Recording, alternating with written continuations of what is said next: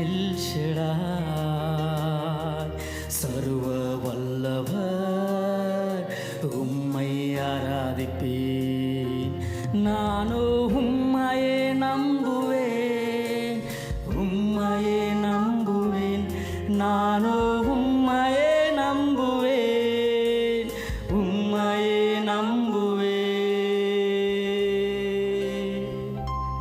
L Shaddai, El Shaddai சர்வ வல்லவர் உம்மை ஆராதிப்பேன். சேர்ந்து பாடுவோம். எல் ஷடாய், எல் ஷடாய் சர்வ வல்லவர் உம்மை ஆராதிப்பேன். நம்முடைய மீறுதல்களோ அவருக்கு முள் கிரீடமாயானது, நம்முடைய தவறுகளோ அவருடைய தழும்புகளாய் மானது. அவர் பரம படைப்பாளி, நம்முடைய பாவங்களுக்கு பரிகாரம். அவரை முயவலத்தோடு ஆராதிப்போம்.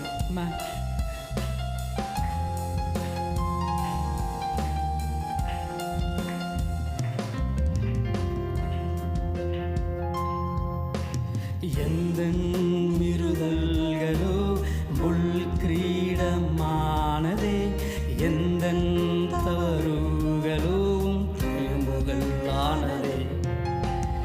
எந்த மீறுதல்களோ முள் கிரீடமானதே, எந்த தவறுகளோ தழும்புகள் ஆனதே. பரம படைப்பாளியே, பாவத்தின் பரிகாரியே, பரம படைப்பாளியே, பாவத்தின் பரிகாரியே. எல் ஷடாய், எல் ஷடாய் சர்வ வல்லவர் உம்மை ஆராதிப்பேன். எல் ஷடாய், எல் ஷடாய் சர்வ வல்லவர் உம்மை ஆராதிப்பேன். Yes Lord. மலைகள் விலகவில்லை, என் கண்ணீரோ ஓயவில்லை, வருகிற காற்றோ அடங்கவில்லை. ஆனாலும் நான் நம்புவேன் ஆண்டவரே. எதிர்த்து என்ன காரியங்கள் வந்தாலும், நமக்கு என்ன நேரிட்டால் உம்மை நம்பாமல் நான் யாரை நம்புவேன் அப்பா? அம்மா,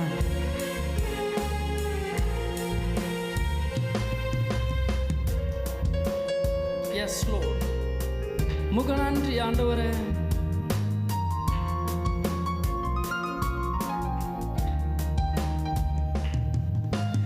மலைகள் விலகவில்லை, காற்றோ அடங்கவில்லை, கண்ணீர் ஓயவில்லை, நான் உம்மையே நம்புவேன். சேர்ந்து பாடுவோம்.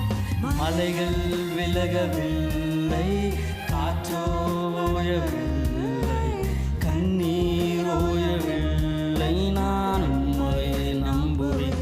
நானோ உம்மையே நம்புவேன், உம்மையே நம்புவேன். நானோ உம்மையே நம்புவேன், உம்மையே நம்புவேன். எல் ஷடாய், எல் ஷடாய் சர்வ வல்லவர் உம்மை ஆராதிப்பேன். El Shaddai, El Shaddai. Yes Lord. நீங்கள் சர்வ வல்ல தேவன் அப்பா, எங்களை படைத்த தேவன். நானோ உம்மையே நம்புவேன். என் நம்பிக்கை நீங்க தான் அப்பா, என்னுடைய நன்மை அப்பா நீங்க தான் ஆண்டவரே.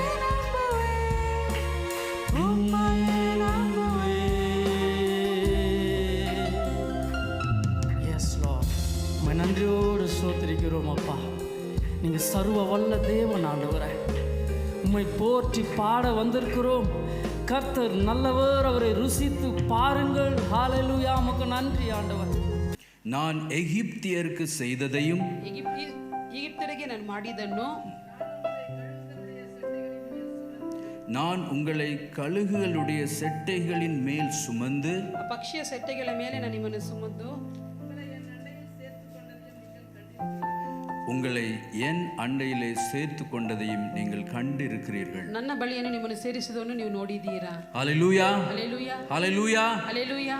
கர்த்தர் சொல்லுகிறார், ದೇವರು ಹೇಳ್ತಾ ಇದ್ದಾರೆ, அந்த இது எந்த சூழ்நிலையில் எழுதப்பட்டதுன்னு சொன்னா, ಇದು ಯಾವ ಪರಿಸ್ಥಿತಿಯಲ್ಲಿ ಬರೆದಿದೆ ಎಂಬುದಾದರೆ, எகிப்து தேசத்திலிருந்து ಈಜಿಪ್ಟ್ ದೇಶದಿಂದ கானான் தேசத்துக்கு ಕಾನಾನ ದೇಶಕ್ಕೆ ஜனங்கள் லட்சக்கணக்கான ஜனங்கள் பிரயாணப்பட்டு வருகிறார்கள். ಲಕ್ಷ ಗಂಟೆ ಜನರು ಪ್ರಯಾಣ ಮಾಡ್ತಾ ಬರ್ತಾ ಇದ್ದಾರೆ. வனாந்தரத்தின் வழியாக பிரயாணப்பட்டு வருகிறார்கள். ವನಾಂತರದ ಮೂಲಕವಾಗಿ ಆತರು ಪ್ರಯಾಣ ಪಟ್ಟು ಬರ್ತಾ ಇದ್ದಾರೆ. அப்படி பிரயாணப்பட்டு எகிப்திலிருந்து துவங்கி ಈಜಿಪ್ತದಿಂದ ಅವರು ಪ್ರಾರಂಭಿಸಿ 3 மாசம் ஆச்சு. 3 ತಿಂಗಳು ಆಯ್ತು.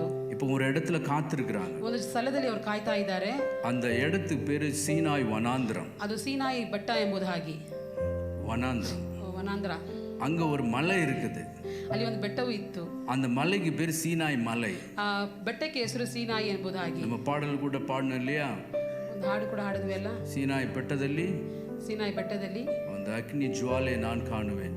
ಒಂದು ಬೆಂಕಿ ಜ್ವಾಲೆಯನ್ನು ನಾನು ನೋಡುವೆನು ಎಂಬುದಾಗಿ. அந்த மலைக்கு முன்னாடி இருக்கிறாங்க. ಆ ಬೆಟ್ಟದ ಮುಂಚೆ ಇದ್ದಾರೆ வனாந்திரம். ಅದು ಒಂದು ಅರಣ್ಯ. அந்த வனாந்திரத்தில் ஜனங்கள் எல்லாம் காத்திருக்கிறாங்க. ಆ ಅರಣ್ಯದಲ್ಲಿದೆ ಜನರೆಲ್ಲ ಕಾಯ್ತಾ ಇದ್ದಾರೆ. அந்த வனாந்திரத்துக்கு முன்னாடி ஒரு மலை இருக்குது. ಆ ಅರಣ್ಯದ ಮುಂಚೆ ಒಂದು ಬೆಟ್ಟವೂ ಇದೆ. அந்த மலையில ಆ ಬೆಟ್ಟದಲ್ಲಿ மோசே ஏறி போறார். ಮೋಸೆಯು ಹತ್ತು ಹೋಗ್ತಾ ಇದ್ದಾರೆ. மோசே தேவனிடத்திற்கு ஏறி போனான். ಮೋಸೆಯು ದೇವನ ಬಳಿ ಹತ್ತು ಹೋಗ್ತಾ ಇದ್ದಾರೆ. கர்த்தர் மலையிலிருந்து மோசேயை கூப்பிட்டார். ದೇವರು ಬೆಟ್ಟದಿಂದ ಮೋಸೆಯನ್ನು ಕರೆದರು. என்னுடைய ஜனங்களுக்கு போய் சொல்லு. ನನ್ನ ಜನರಿಗೆ ಹೋಗಿ ಹೇಳು. என்னுடைய ஜனங்களுக்கு போய் சொல்லு. ನನ್ನ ಜನರ ಜೊತೆ ಹೋಗಿ ಹೇಳು. நீங்க எகிப்தில ನೀವು ಈಜಿಪ್ತದಲ್ಲಿ நான் செய்ததை நீங்க பார்த்திருக்கீங்க. ನಾನು ಮಾಡಿದ್ದನ್ನು ನೀವು ನೋಡಿದ್ದೀರಾ. உங்களை கழுகுகளுடைய செட்டையின் மேல் சுமந்து ಮರಿಗಳ ಹಾಗೆ ನಿಮ್ಮನ್ನು ನಾನು ಒತ್ತು. ஹalleluya. ಹಲ್ಲೆಲೂಯಾ. எத்தனை பேர் விசுவாசிக்கிறீங்கன்னு தெரியல. ಎಷ್ಟು ಜನ ನಂಬ್ತೀರಾ ಎಂಬುದಾಗಿ ಗೊತ್ತಿಲ್ಲ. நம்ம அப்படித்தான் சுமந்து வந்தார். ಹಾಗೆ ದೇವರು ನಮ್ಮನ್ನು ಎತ್ತುತ್ತಾ ಬರ್ತಾ ಇದ್ದಾರೆ. எத்தனையோ கஷ்டங்கள் நெருக்கங்களை நாம் கடந்து வந்தோம். ಎಷ್ಟೋ ಕಷ್ಟಗಳನ್ನು ಇಕ್ಕಟ್ಟನ್ನು ನಾವು ಹಾದು ಬಂದಿದ್ದೇವೆ. பாடுகளை கடந்து வந்தோம். ನಾವು ಕಷ್ಟವನ್ನು ನಾವು ಹಾದು ಬಂದಿದ್ದೇವೆ. நோய்களை கடந்து வந்தோம். ರೋಗವನ್ನು ಹಾದು ಬಂದಿದ್ದೇವೆ. மரணத்தின் பிடியிலிருந்து வந்தோம். ಮರಣ ಹೋಗುವ ಪರಿಸ್ಥಿತಿಯಿಂದ ಕೂಡ ನಾವು ಹಾದು ಬಂದಿದ್ದೇವೆ. கஷ்டமான சூழ்நிலையிலிருந்து ತುಂಬಾ வந்தோம். ಕಷ್ಟದ ಸಮಯದಿಂದ ನಾವು ಹಾದು ಬಂದಿದ್ದೇವೆ. அப்பொழுதெல்லாம் ಆಗೆಲ್ಲ தேவன் நம்மை சுமந்து வந்தார். ದೇವರು ನಮ್ಮನ್ನು ಹತ್ತು ಬಂದರು. ஹalleluya. ಹಲ್ಲೆಲೂಯಾ ஹalleluya. ಹಲ್ಲೆಲೂಯಾ. இதெல்லாம் கண்டிருக்கிறீங்க. ಇದೆಲ್ಲ ನೋಡಿದ್ದೀರಾ. ஆனா இப்ப நடந்து கொண்டே இருக்கும்போது ಆದ್ರೆ ಇವಾಗ ನಡೀತಾ ಇರುವಾಗ கர்த்தர் இப்படியாக பேசிக்கொண்டே இருக்கிறார். ದೇವರು ಈ ಹಾಗೆ ಮಾತಾಡ್ತಾ ಇದ್ದಾರೆ. 5வது 6வது வசனத்தை படி. 5, 6ನೇ ವಾಕ್ಯ.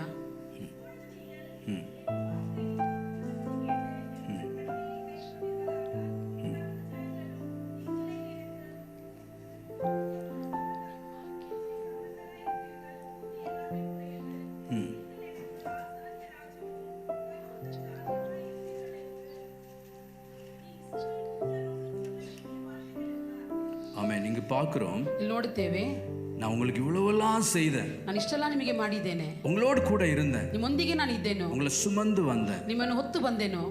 உங்களை வேதனைக்குட்படுத்தாதபடிக்கு ನಿಮಗೆ ವೇದನೆಗೊಳಿಸದ ಹಾಗೆ உங்களை எல்லாம் நான் சுமந்து வந்தேன். ನಿಮ್ಮೆಲ್ಲರೂ ನಾನು ಹೊತ್ತು ಬಂದೇನು. ஆனா இப்ப நான் என்ன சொல்றேன்னா, ಆದರೆ ಈಗ ನಾನು ಏನು ಹೇಳ್ತೀನಿ ಎಂಬುದರೆ, என்னுடைய வார்த்தையின்படி நீங்கள் கேட்டு ನನ್ನ ವಾಕ್ಯದಂತೆ ನೀವು ಇದೇ ತರಹ என்னுடைய உடன்படிக்கை கைக்கொள்வீர்களானால், ನನ್ನ ಕಾರ್ಯಗಳನ್ನು ನೀವು ಕೈ ಹೊಂದಿದರೆ, இந்த பூமி எல்லாம் என்னுடையது. ಈ ಭೂಮಿ ಎಲ್ಲ ನನ್ನದು. இந்த பூமியில இருக்க ஜனங்கள் எல்லாம் என்னுடைய ಈ ஜனங்க. ಭೂಮಿಯಲ್ಲಿರುವ ಜನರೆಲ್ಲರೂ ನನ್ನ ಜನರು. நிறைய ஜனங்க இருக்கிறாங்க. ಹಲವಾರು ಜನರು ಉಂಟು. 800 கோடிக்கு மேலான ஜனங்கள் இருக்கிறாங்க. 200 ಕೋಟಿ ಜನರು ಇದ್ದಾರೆ. அந்த ஜனத்துல எல்லாம் ಆ ಜನಗಳೆಲ್ಲ ಮಧ್ಯದಲ್ಲಿ உங்களை தெரிந்து கொண்டேன். ನಿಮ್ಮನ್ನು ಆಯ್ಸಿಕೊಂಡಿದ್ದೇನೆ. சகல ஜனங்களிலும், ಎಲ್ಲ ಜನರಿಂದಲೂ, சகல ஜனங்களிலும் ಎಲ್ಲ ಜನರಿಂದಲೂ நீங்களே எனக்கு சம்பத்தா இருக்கிறீர்கள். ನೀವೇ ನನಗೆ ಸಂಪತ್ತಾಗಿದ್ದೀರಾ ಎಂಬುದಾಗಿ. நீங்கள் எனக்கு ஆசாரிய ராஜ்யமும் ನೀವು ರಾಜಕರಾಗಿ ರಾಜ್ಯ ಎಂಬುದಾಗಿ, பரிசுத்த ஜாதியுமாய் ಪರಿಶುದ್ಧ ಜಾತಿಯಾಗಿ இருப்பீர்கள். ಇರುತ್ತೀರಾ.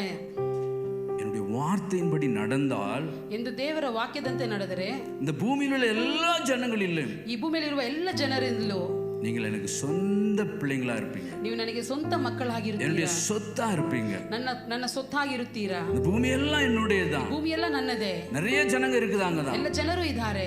ஆனா நீங்க என்னுடைய சொந்தமா மாறணும்னா, ನೀವು ನನ್ನ ಸ್ವಂತವಾಗಿ ಮಾರ್ಪಡಬೇಕಾದರೆ வார்த்தையின்படி மாற வேண்டும் என்று ಈ ವಾಕ್ಯದಂತೆ ಮಾರ್ಪಡಬೇಕು. சொல்ல வேண்டிய ஒரு காரியம் என்னவென்று சொன்னால், ಇಲ್ಲಿ ಹೇಳಬೇಕಾಗಿರುವ ಒಂದು ಕಾರ್ಯವೇನು, அநேக ஜனங்கள் இருந்தாலும் ಹಲವಾರು ಜನರಿದ್ದರೂ ಕೂಡ உங்களை என்னை மாத்திரம் தான் தேவன் தெரிந்தெடுத்திருக்கிறார். ನಿಮ್ಮನ್ನು ನನ್ನನ್ನು ಮಾತ್ರ ದೇವರು ಆಯ್ದುಕೊಂಡಿದ್ದಾರೆ.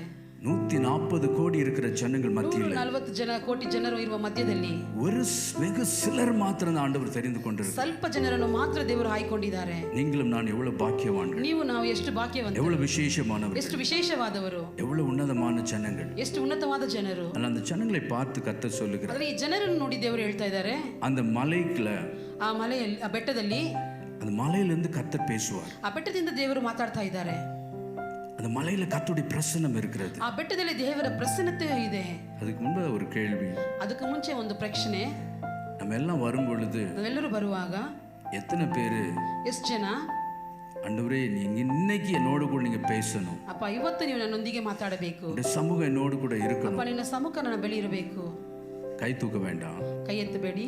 எல்லாரும் அந்த வாஞ்சை ஆர்வத்தோடு வருகிறோமா, ಬಯಕೆಯಿಂದ ನಾವು ಬರ್ತೀವಾ, இல்ல ஏதோ சண்டே போகணும், ಏನೋ ಭಾನುವಾರ ಹೋಗ್ಬೇಕು, பல சேர் காலியா இருக்குது, ತುಂಬಾ ಕುರ್ಚಿ ಎಲ್ಲ ಖಾಲಿಯಾಗಿದೆ, அவங்களுக்கு ஆண்டவருக்கு சம்பந்தம் இல்லாதபடி இருக்கிறது, ಅವ್ರಿಗೂ ದೇವರಿಗೆ ಏನು ಸಂಬಂಧ ಇಲ್ಲದಂತೆ ಇದ್ದಾರೆ. கொஞ்ச ஜனத்தை ஆண்டவர் தெரிந்தெடுத்தார். ಸ್ವಲ್ಪ ಜನವನ್ನು ಮಾತ್ರ ದೇವರು ಆಯ್ಕೊಂಡಿದ್ದಾರೆ. நீங்க ஆலயத்துக்கு வருகிற பொழுது ಆಲಯಕ್ಕೆ ಬರುವಾಗ அந்த ஒரு வாஞ்சை இருக்கிறதா? ಒಂದು ಬಯಕೆ ಇದೆಯಾ?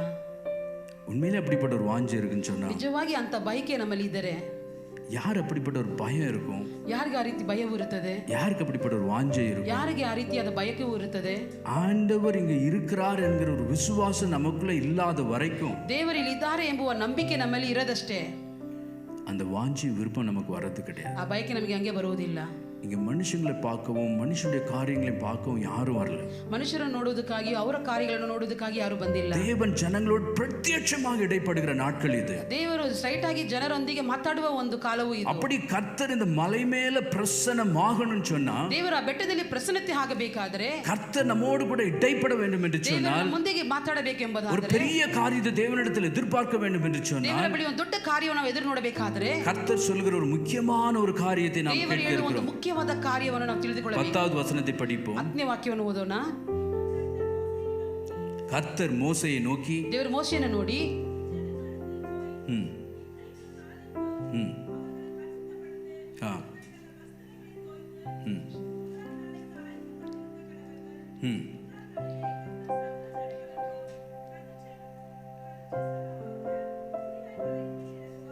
இங்க நாம் பார்க்கிறோம், ಇಲ್ಲಿ ನಾವು ನೋಡುತ್ತೇವೆ.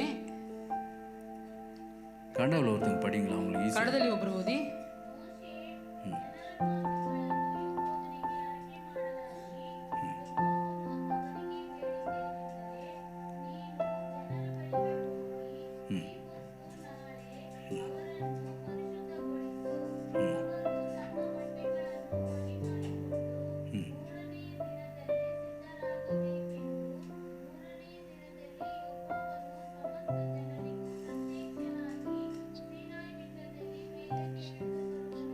ஹalleluya, ಹಲ್ಲೆಲೂಯಾ, ஹalleluya. ಹಲ್ಲೆಲೂಯಾ. அவர் சொல்றார் ஒரு முக்கியமான காரியம். ಒಂದು ಮುಖ್ಯವಾದ ಕಾರ್ಯವನ್ನು ಆತನು ಹೇಳ್ತಾ அந்த ಇದ್ದಾನೆ. ஜனங்கள் இடத்துல எல்லாம் சொல்றாரு, ಜನರ ಬಳಿ ಎಲ್ಲ ಹೇಳ್ತಾ ಇದ್ದಾರೆ, 3 நாள் 3வது நாள் கர்த்தர் இந்த இடத்துல இடைப்பட போகிறார். ದೇವರು ಇಲ್ಲಿ ಪ್ರತ್ಯಕ್ಷ ಆಗ್ತಾರೆ ಎಂಬುದು. 3ஆம் நாளில் சீனாய் மலையில தேவன் இறங்க போகிறார். 3ನೇ ದಿವಸದಲ್ಲಿ ಸೀನಾಯಿ அவருடைய பிரசன்னம் இறங்கி வர போகிறது. ಆತನ ಪ್ರಸನ್ನತೆ ಇಳಿದು அந்த ಬರುತ್ತದೆ. பிரசன்னத்தை நாம் காண வேண்டும் என்று சொன்னால், ಪ್ರಸನ್ನತೆಯನ್ನು ನಾವು ನೋಡಬೇಕಾದರೆ அவர் சொல்லுகிற விஷயம் என்னவென்று ಆತನು ಹೇಳುವ சொன்னால், ಒಂದು ಕಾರ್ಯವೇನೆಂದರೆ, first 2 days, ಮೊದಲನೇ 2 ದಿವಸ, முதல் 2 நாட்கள் ಮೊದಲನೇ 2 ದಿವಸ தங்களை பரிசுத்தப்படுத்துங்கள், ನಿಮ್ಮನ್ನು ಶುದ್ಧಪಡಿಸಿಕೊಳ್ಳಬೇಕು, தங்களுடைய வஸ்திரங்களை தோய்த்து ನಿಮ್ಮ ಬಟ್ಟೆಗಳನ್ನು ತೊಳೆದು 3ஆம் நாளுக்கு ஆயத்தப்படுங்கள். 3ನೇ ದಿನಕ್ಕೆ ನೀವು ಸಿದ್ಧವಾಗಬೇಕು. 3ஆம் நாளுக்கு ஆயத்தப்படுங்கள். 3ನೇ ದಿನಕ್ಕೆ ನೀವು அப்படின்னு ಸಿದ್ಧವಾಗಬೇಕು. சொன்னா, ಹಾಗೆ ಹೇಳಿದರೆ ஞாயிற்றுக்கிழமை தேவன் நம்மோடு கூட இடைப்பட வேண்டும் என்று ಭಾನುವಾರ ದೇವರು சொன்னால், ನಮ್ಮೊಂದಿಗೆ ಇರಬೇಕಾದರೆ, தேவன் நம்மோடு கூட பேச வேண்டும் என்று நம்மொந்திಗೆ சொன்னால், ಮಾತಾಡಬೇಕಾದರೆ, இந்த சபையில தேவனுடைய மகிமை இறங்க வேண்டும் என்று சபையில தேவனுடைய சொன்னால், மகிமை இறங்கಬೇಕಾದರೆ, அது ஒரு நாள்ல வந்து ஜெபிப்பது அல்ல. இந்த வாரம் முழுவதும் நாம் காத்திருக்க வேண்டிய அவசியமா இருக்கிறது. இந்த வாரம் முழுவதும் தேவனுக்கு ஆயத்தமா இருப்பது அவசியமா இருக்கிறது. ஏதோ வந்தோம் என்று சொன்னால், ஏதோ ஞாயிற்றுக்கிழமை மற்றும் வந்தோம் என்று சொன்னால், அவருடைய மகத்துவத்தை காணலாம் என்று நினைத்தால் அது காண முடியாது. எனவே தேவன் சொல்லுகிறார், அந்த மலையில் அவர் இறங்கி வர வேண்டும் என்று சொன்னால், நீங்கள் செய்ய வேண்டிய காரியம் ಮಾಡಬೇಕಾಗಿರುವ ಕಾರ್ಯ first 2 days ಮೊದಲನೇ 2 ದಿವಸ உங்களை பரிசுத்தம் பண்ணுங்கள். ನಿಮ್ಮನ್ನು ಪರಿಶುದ್ಧಗೊಳ್ಳಬೇಕು. 3ஆம் நாளைக்கு தேவன் இறங்கி வருவார். 3ನೇ ದಿವಸ ದೇವರು ಇಳಿದು அப்படி என்று ಬರುತ್ತಾರೆ. சொன்னால், ಹಾಗೆ ಹೇಳಿದರೆ, அப்படி என்று சொன்னால், ಹಾಗೆ ಹೇಳಿದರೆ, ஞாயிற்றுக்கிழமை வர வேண்டும் என்று சொன்னால், ಭಾನುವಾರ ಬರಬೇಕಾದರೆ, நம்மை வெள்ளிக்கிழமையிலிருந்து ಶುಕ್ರವಾರದಿಂದ சனிக்கிழமை ಶನಿವಾರ நாம் காத்திருக்கும் பொழுது, ದೇವರಿಗಾಗಿ ಕಾಯ್ತಾ ಇರುವಾಗ, கர்த்தருக்காய் காத்திருக்கும் பொழுது, நாம் உபவாசம் இருந்து காத்திருக்கும் பொழுது, நாம் பாரத்தோடு காத்திருக்கும் பொழுது கர்த்தருடைய மகிமை இங்க காண முடியும். ஹalleluya, ஹalleluya. இதற்காக தான் ஜெபத்தை ஏற்படுத்துகிறோம், இதற்காக தான் ஜெபிக்க சொல்லுகிறோம், இதற்காக தான் வேதத்தை வசனத்தை படியுங்கள் என்று சொல்லுகிறோம். ஆனால் நமக்கோ கடின இருதயம் இருக்கிறபடினாலே, கடின உள்ளம் இருக்கிறபடினாலே, சாக்கு போக்கு இருக்கிறபடினாலே, பல காரணங்கள் இருக்கிறபடினாலே, கர்த்தருடைய மகிமையின் மேல ஒரு விருப்பம் இல்லாதபடினாலே நாம் ஏனோ தானோ என்று காணப்படுகிறோம். நேரத்துக்கு கூட சரியாக வர முடியாத நிலைமையில் காணப்படுகிறோம். ஆனால் இங்கு நடந்த விஷயம் என்ன? இங்கு நடந்த விஷயம் என்ன? தேவன் அந்த மலையில இறங்க போகிறார், அந்த மலையில இறங்க போகிறார். அந்த மலையிலே தேவனுடைய மகிமையை காண வேண்டும் என்று சொன்னார். மலையிலே தேவனுடைய மகிமையை காண வேண்டும் என்று சொன்னார்.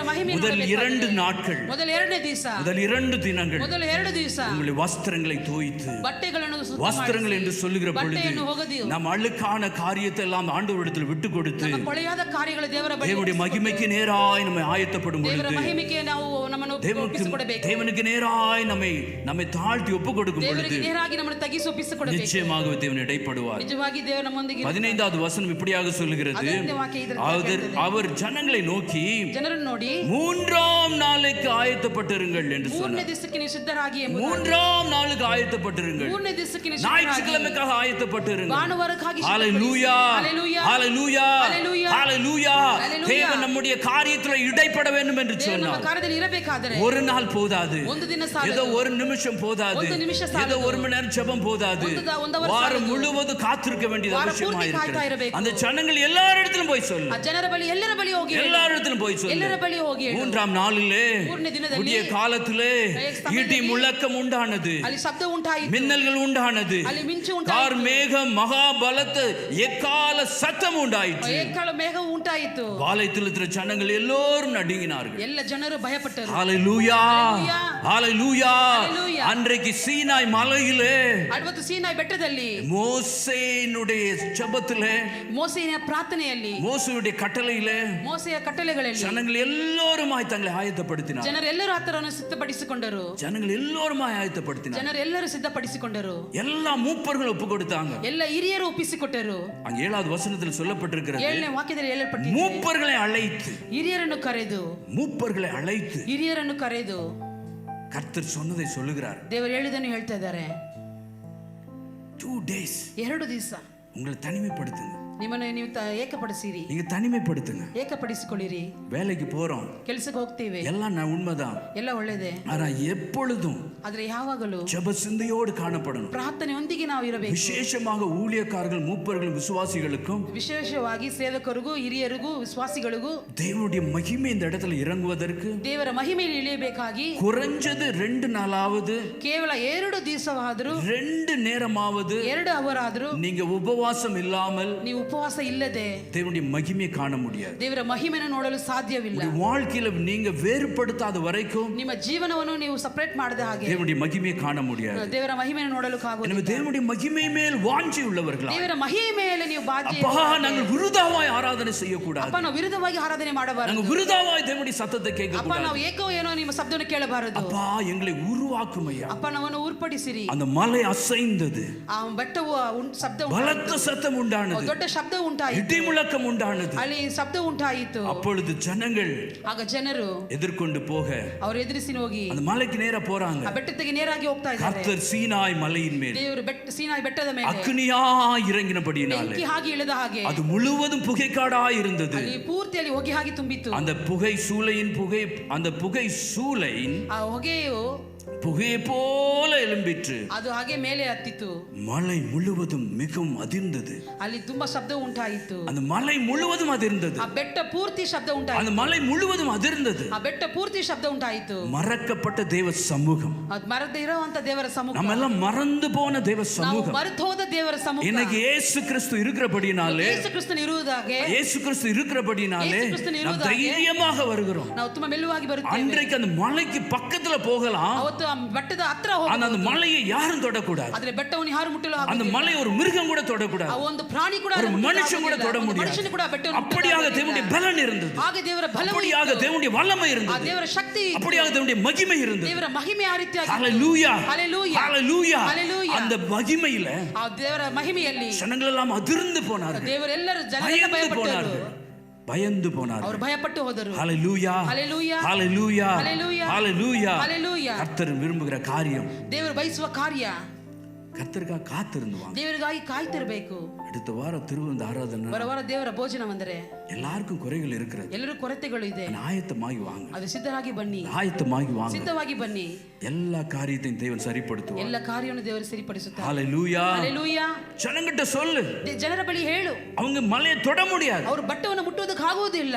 யாரும் தொட முடியாது. ಯಾರು ಮುಟ್ಟಲು ಸಾಧ್ಯವಿಲ್ಲ. சர்வ சாதாரணமா வருகிறோம். ಇವಾಗ ನಾವು ಸಾಧಾರಣವಾಗಿ ಬರುತ್ತೇವೆ. தேவனுடைய சமூகத்தை அற்பமாய் எண்ணுகிறோம். ದೇವರ ಸಮ್ಮುಖವನ್ನು ಅಲ್ಪವಾಗಿ ஜெபம் என்றால் அற்பமாய் போய்விட்டது. ಪ್ರಾರ್ಥನೆಯಲ್ಲಿ ಅಲ್ಪವಾಗಿ ಹೋಯಿತು. ஏகப்பட்ட சாக்கு போக்குகள். ಎಲ್ಲ ನಾವು ಕಾರಣಗಳು ಹೇಳುತ್ತೇವೆ. தேவனுடைய சமூகத்தை ದೇವರ ಸಮ್ಮುಖವನ್ನು நீங்கள் அசட்டை பண்ணாதீர்கள். ಅಸಟ್ಟೆ ಪಡಿಸಬಾರದು. நமக்கு ஒரு காரியம் என்று சொன்னா ನಮಗೊಂದು ಕಾರ್ಯವೆಂದರೆ எல்லாரும் ஆயத்தமாகும். ಎಲ್ಲರೂ ஆனா ಆಯத்தಪಡೋಣ. தேவனுடைய காரியம் என்று சொன்னா ಆದರೆ ದೇವರ ಕಾರ್ಯವೆಂದರೆ சாக்கு போக்குகள் வருகிறது. அதை ನಾವು ಕಾರಣಗಳು எப்படி ಹೇಳುತ್ತೇವೆ. தேவனுடைய சமூகத்தை காண முடியும்? ಹೇಗೆ ದೇವರ ಸಮ್ಮುಖವನ್ನು எப்படி அந்த மறக்கப்பட்ட சமூகத்தை திரும்பி கொண்டு வர முடியும்? ಹೋಗುವ ಸಮ್ಮುಖವನ್ನು ಹೇಗೆ ತೆರೆಯಲು தேவனுடைய ಸಾಧ್ಯವಾಗುತ್ತದೆ? சமூகம் இல்லாதபடிக்கு ದೇವರ ಸಮ್ಮುಖ ಇಲ್ಲದೆ ஒரு விடுதலையை காண முடியாது. ಬಿಡುಗಡೆ ಹೊಂದಲು ಸಾಧ್ಯವಿಲ್ಲ. ஒரு ரட்சிப்பை காண முடியாது. ರಕ್ಷಣೆ ಹೊಂದಲು பிசாசின் ಸಾಧ್ಯವಿಲ್ಲ. பிடியிலிருந்து ஜனங்களை விடுவிக்க முடியாது. ಸೈತಾನನ ಬಂಧನದಿಂದ பல இடங்களுக்கு சுத்தி ಸಾಧ್ಯವಿಲ್ಲ. திரிகிறோம். பல இடங்களுக்கு சுத்தி திரிகிறோம். ನಾವು ಜಲಕ್ಕೆ ನಾವು ಹೋಗುತ್ತೇವೆ. ஆனா தேவனுடைய சமூகம் எங்கே? ಆದರೆ ದೇವರ ಸಮ್ಮುಖವು ಎಲ್ಲಿ? தேவனுடைய சமூகம் எங்கே? ದೇವರ ಸಮ್ಮುಖವು ಎಲ್ಲಿ? ஜனங்கள் சீனாய் மலையின் மேல் ஏறி வரக்கூடாது. ಜನರು ಸೀನಾಯಿ ಬೆಟ್ಟದ ಮೇಲೆ ಹತ್ತು ಬರಬಾರದು. மோசே மாத்திரம். ಮೋಸೆ ಮಾತ್ರ. மோசே மாத்திரம். ಮೋಸೆ ಮಾತ್ರ. ஹalleluya ಹalleluya. ஹalleluya ಹalleluya. இந்த மலை தான் இங்க. ಈ ಬೆಟ್ಟವು ಇಲ್ಲಿ. தான் சீனாய் மலை. ಇದೇ ಬೆಟ್ಟವು. இந்த இடத்துல தேவனுடைய மகிமை இறங்குவதற்கு ಈ ಸ್ಥಳದಲ್ಲಿ ಮಹಿಮೆ ಇಳುವುದು ಬೇಕಂದ್ರೆ ஒரு நாளும் காத்திருக்கலாம். ಒಂದು ದಿನವೂ ಕಾಯ್ತಾ ಇರಬೇಕು.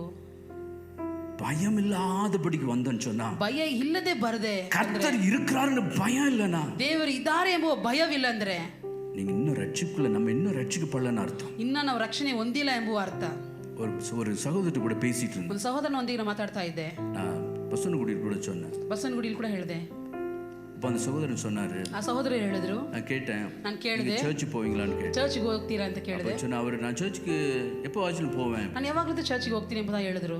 அப்படியா? ஆனா எங்க பையன் போவான் அப்படின்னா. ಅದೇ ನಮ್ಮ ಹುಡುಗ ಹೋಗ್ತಾನೆ. எங்க பையனுக்கு சர்ச்னா ரொம்ப இஷ்டம் சொன்னான். ನನ್ನ ಹುಡುಗನಿಗೆ ಚರ್ಚ್ ಅಂದ್ರೆ ತುಂಬಾ ಇಷ್ಟ. எவ்வளவு வயசுன்னு கேட்டேன். ಎಷ್ಟು ವಯಸ್ಸು? 11 வயசுன்னு சொன்னான். 11 ವಯಸ್ಸು ಅಂತ ಹೇಳಿದ್ರು. அப்படியா? ரொம்ப சந்தோஷமாச்சு. ಸಂತೋಷ ಆಯ್ತು. ஏன் இஷ்டம்னு கேட்டேன். ಯಾಕೆ ಇಷ್ಟ? ஏன்னா கோயிலுக்கு டெம்பிளுக்குலாம் போனா ಟೆಂಪಲ್ಗೆಲ್ಲ ಹೋದ್ರೆ ஷூ எல்லாம் வெளியில விட்டு போகணும். ಶೂ ಎಲ್ಲ ಹೊರಗೆ ಬಿಟ್ಟು ಹೋಗ್ಬೇಕಂತೆ. ஆனா சர்ச்சுக்கு போனா ஷூ போட்டுட்டு போலாம். ಆದ್ರೆ ಆಲಯಕ್ಕೆ ಬರ್ಬೇಕಾದ್ರೆ ಶೂ ಹಾಕೊಂಡು ಬರ್ಬೋದು. அட என்னப்பா இது? ಅಡ ಏನಪ್ಪಾ ಇದು? அங்க எது கண்ட்ரோல் கிடையாது. ಅಲ್ಲಿ ಯಾವುದು ಅಲ್ಲಿ ಅವ್ರು ಕಂಟ್ರೋಲ್ ಮಾಡೋದಿಲ್ಲ. சர்ச்லனா ஷூ போட்டு போகலாம். ಚರ್ಚಲ್ಲಿ ಶೂ ಹಾಕೊಂಡು ಹೋಗ್ಬೋದು. செருப்பு கழட்ட வேண்டிய அவசியம் இல்ல. ಚಪ್ಪಲಿಯನ್ನು ನಾವು ஆனா டெம்பிளுக்கு போனா எல்லாம் கழட்டிட்டு போகணும். ಆದ್ರೆ ಟೆಂಪಲ್ಗೆ ಹೋಗ್ಬೇಕಾದ್ರೆ ಎಲ್ಲ ತೆಗಿತಾ ಹೋಗ್ಬೇಕು. அதெல்லாம் இஷ்டம் கிடையாது. ಅದರ ಇಷ್ಟ ಇಲ್ಲ. அதனால சர்ச்சுக்கு போயிட்டு ಅದಕ್ಕೆ ಚರ್ಚ್ಗೆ ಹೋಗಿ கொஞ்ச நாள் போயிட்டு உட்கார்ந்து வந்து ಸ್ವಲ್ಪ ಕೂತ್ಕೊಂಡು ಬರೋದು.